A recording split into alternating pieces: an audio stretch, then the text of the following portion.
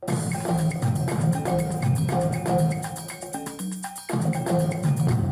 is up, y'all? Welcome back to the zoo. We have another amazing guest, female entrepreneur, Ana Marisa, who is here with, some juicy AsomBrosa tequila.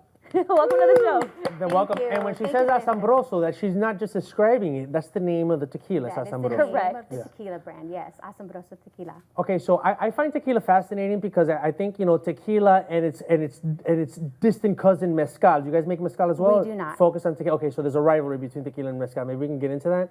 We can. Okay. Well, both of them are very good because, They're as opposed to different other alcohols, they just they're not as taxing on the body and stuff like that. But what is the rivalry between tequila and mezcal? Well, I actually don't think there's a rivalry. Okay. There's a lot of similarities, but mezcal is a very smoky form of agave spirit, and the tequila isn't. So, and then also with the tequila, we also age tequila and we barrel rest. So there's a difference because mezcal is not barrel rested or aged. Oh, well, excuse them.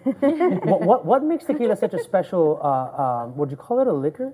It's a distilled spirit. It's a distilled spirit. Like, what makes tequila so, because you have to grow it, are agaves plants, which are huge. Correct. Are they only grown in Mexico, or are we also growing them here in Southern California? Well, to make tequila and for tequila to be considered tequila, it is grown in Jalisco, and it's only grown in certain regions of Jalisco, and it can only be grown there and harvested there for tequila. So is AsomBrosa's tequila is harvested from agave from Jalisco? Yes. But is there enough? I mean, there's tequila in every liquor store. Is there enough for agave? There is, and they're constantly replanting agave plants, and they grow super fast, for one, and they have a huge region in Jalisco. Have you ever been? No, but I want to go.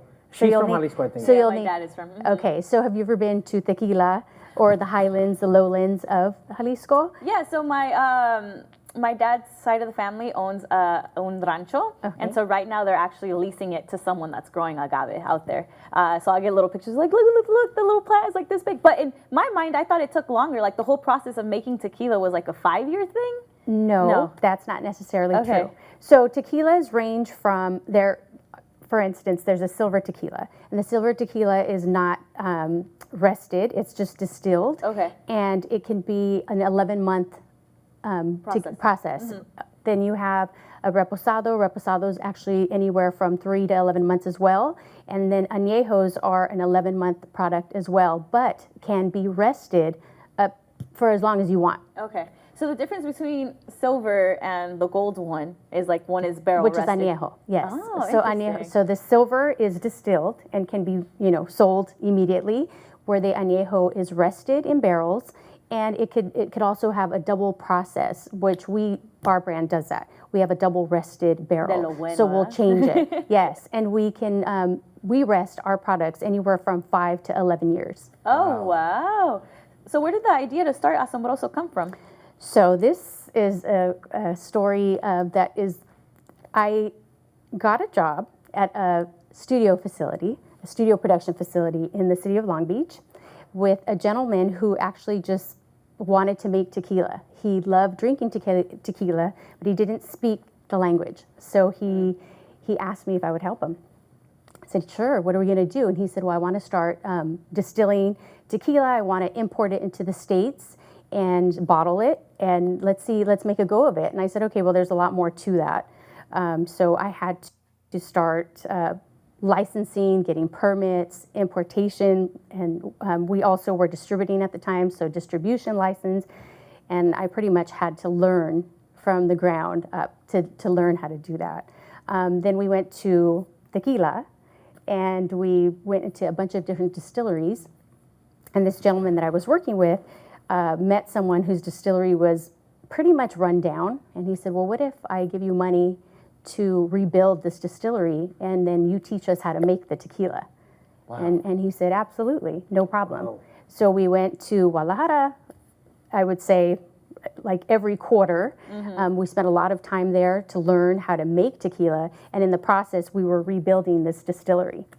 Now, go ahead, Nick. No, I was gonna say, I feel like in the corporate sense, the tequila industry is generally a male-dominated field. Absolutely. So I'm assuming when you're crowdsourcing and you're raising funds, I mean, what was that like breaking through that noise? It was really difficult for me because I'm a female, obviously, and going into another country and being female, it was so male-driven and very male-dominated industry.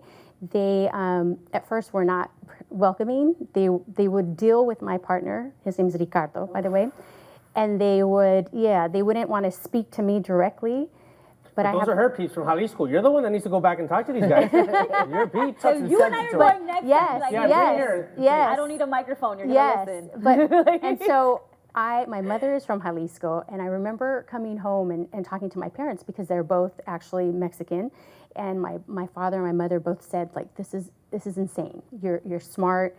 You have a way with words. You're a hard worker. You need to gain the respect and the confidence to go speak to these, individuals and show them that you can do, the job and even better. And so sure enough, I just went back, and Ricardo didn't speak the language, so I just started taking over the conversation and earned my respect. And now when I go back, I deal with everyone, and it is male driven. And so I'm one of very few women that are in the industry. Yes. Now we gotta go though, but you brought us a surprise. I did bring so, you. Who's the one that gets the gold and who gets the silver?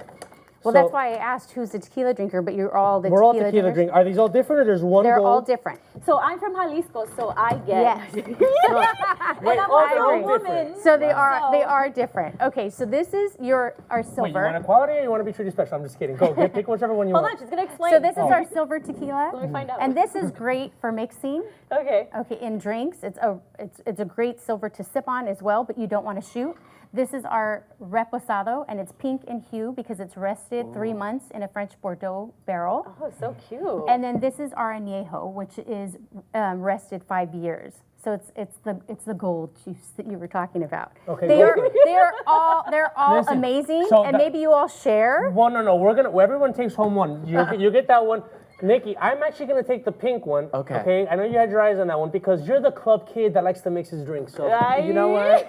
Classic, baby. Thank you so much for these. Thank These are you for beautiful having bottles, me by the on. way. Latina, right? Yes. Owned tequila. Yes. Latina owned, and I think especially these days, when you have like a boutique brand, distilled spirit, especially tequila, you gotta have an awesome bottle. These are beautiful. Thank you. They're works of art. Thank you. Beautiful. What is the A for AsomBrosa? So where can people find you on the internet? We are at atequila.com.